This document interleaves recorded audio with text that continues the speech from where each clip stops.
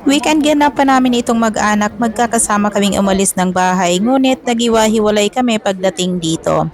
Dahil yung damag-ama ko ay papasok sila sa football ground at manonood sila ng unang-unang game ng football It's ng gonna be a kanilang meteor bayan. shower tonight. At eto nga kaming mag-ina, nagkasundo Yes. kami na pumunta ng playground. Before, you Hindi na can nga let ako it pumayag na kuhaan kaming mag-ina ng ticket dahil kako wala naman akong kahilig-hilig manood talaga niyang sipa ng bola na yan.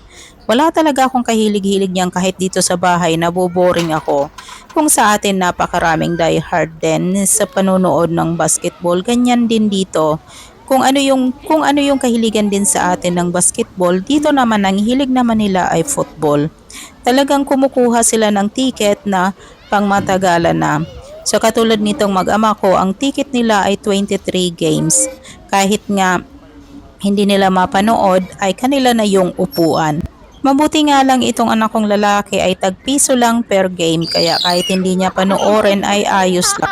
Tapos pwede silang magpalitan itong anak kong babae kung gusto niyang isama itong babae at magpalitan sila kung sino yung dadalhin niyang bata sa kanyang panonood.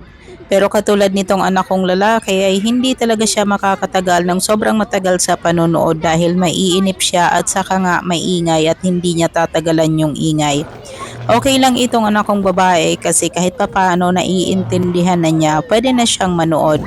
Ang sabi ko nga kapag nanood siya, gawan niya ako ng video. Dalhin niya yung kanyang cellphone para ipag-video niya ako. Oo din naman siya, kaya siya sa susunod na games ay siya ang isasama ng tatay niya.